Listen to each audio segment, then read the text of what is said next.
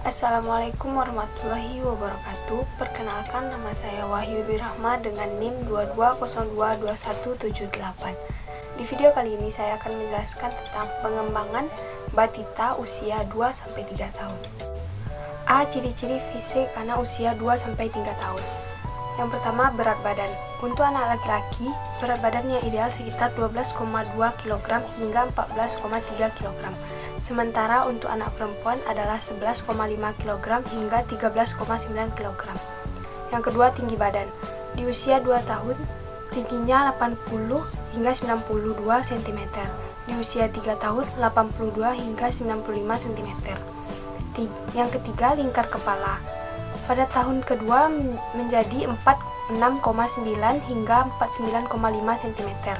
Pada tahun ketiga menjadi 47,7 hingga 50,8 cm. 4. Pertumbuhan gigi. Gigi susu yang berjumlah 20 buah biasanya telah tumbuh seluruhnya pada umur 2,5 tahun. B. Perkembangan motorik. Perkembangan motorik ada dua, motorik kasar dan motorik halus.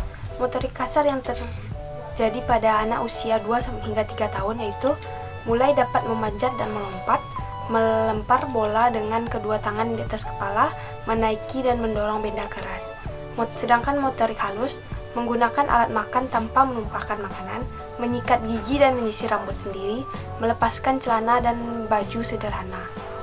C. Perkembangan kognitif. Perkembangan kognitif pada anak usia 2 hingga 3 tahun yaitu menyebutkan objek berdasarkan kategori, misalnya hewan, bunga, dan benda-benda di sekitarnya. Menirukan tindakan orang dewasa yang lebih rumit seperti bermain rumah-rumahan, berpura-pura mencuci, atau memasak.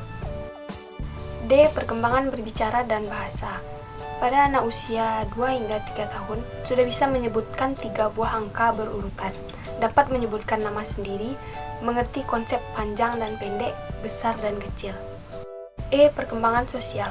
Perkembangan sosial yang terjadi pada anak usia 2 hingga 3 tahun yaitu dapat mematuhi perintah yang sederhana, merasa sulit untuk berbagi dan menunjukkan rasa bersaing, mencoba memaksakan kehendaknya kepada orang lain.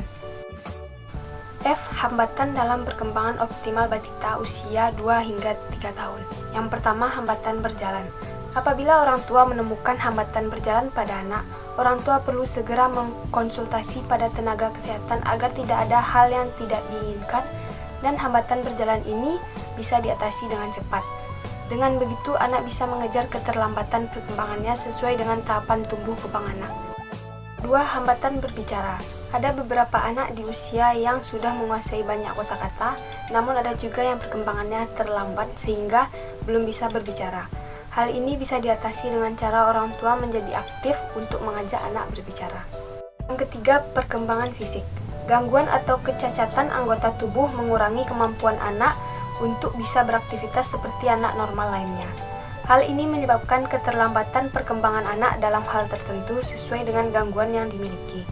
Misalnya, anak yang terlahir cacat kaki, maka akan kesulitan untuk beraktivitas berjalan, berlari, bermain sepak bola, dan aktivitas aktif lainnya yang seharusnya mereka alami. G. Rangsangan atau stimulus untuk perkembangan optimal pada batita usia 2 hingga 3 tahun. Stimulasi di fase usia ini dapat dilakukan dengan mengenalkan beragam warna-warni, melatih mereka berbicara menggunakan kata sifat, menyebutkan dan menghafal nama teman-teman, menghitung, menyikat gigi, bermain kartu, boneka maupun masak-masakan, menggambar dan biasakan balita buang air besar maupun kecil di toilet.